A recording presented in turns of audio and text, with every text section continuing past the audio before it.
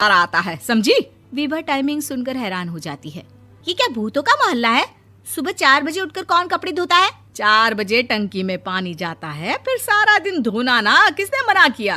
अरे कैसी बात कर रही हैं? 200 लीटर की टंकी में कितने कपड़े धो लूंगी मैं? सुबह ही उठ जाऊंगी मैं। अब क्या था, विभा सुबह 4 से लेकर रात के 12 बजे तक कपड़े ही धोती रहती।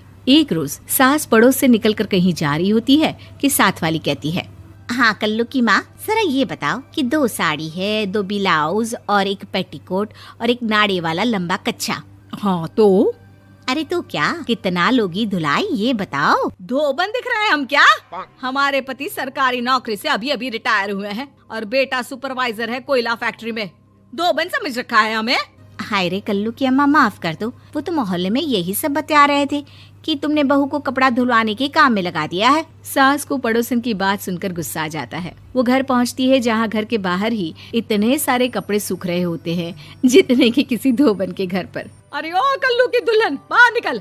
माँ जी यहीं आ जाओ, बाथरूम में चादर धो रहे हैं हम। अरे अभी हम धोते हैं, तुमको बाहर निकलो। ये आस पड़ोस वाले बोल रहे हैं कि हम बहू से कपड़े धुलवा कर उसे कपड़ा धोने वाली बना दिए हैं। अरे छोड़ो ना माँ जी, किन लोगों की बातों में आती हो?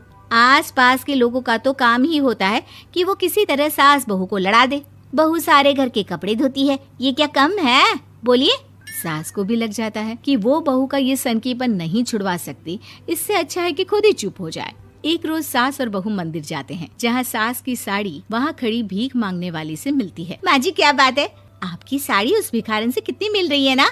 हाँ देखो तो दोनों की साड़ी मिल रही है। क्या बात है कल्लू की अम्मा, तुम खुद को तो अफसर की बीवी बताती हो और ऐसी सिंपल सी प्लेन साड़ी पहनकर घूमती हो। सिंपल और प्लेन नहीं है ये साड़ी। तो क्या सोने के धागे से फूल बने हैं? कुछ भी सासू माँ, कुछ भी। हाँ बने थे इस साड़ी में सोने के धागे से फूल। मेरे पति लेकर आए थे मद्रास से स्पेशली मेरे लिए 10,000 की। ताहे भाई साहब इस भिखारन के लिए भी सेम टू सेम साड़ी लेकर आए होंगे 10,000 की। सास उस वक्त तो कुछ नहीं कहती, लेकिन बहू के साथ घर आती है और अलमारी से एल्बम निकाल कर लाती है। ये साड़ी देख रही है, ये वही साड़ी है जिसे मैंने अभी पहना था। इस साड़ी में ये जो चमकदार फूल दिख रहे हैं ना, ये सोने के धागों से काढ़े गए हैं। लेकिन तू लोकल वॉशिंग मशीन ब्रश से घिस घिस कर सारे फूलों को निकाल कर साड़ी प्लेन कर दी।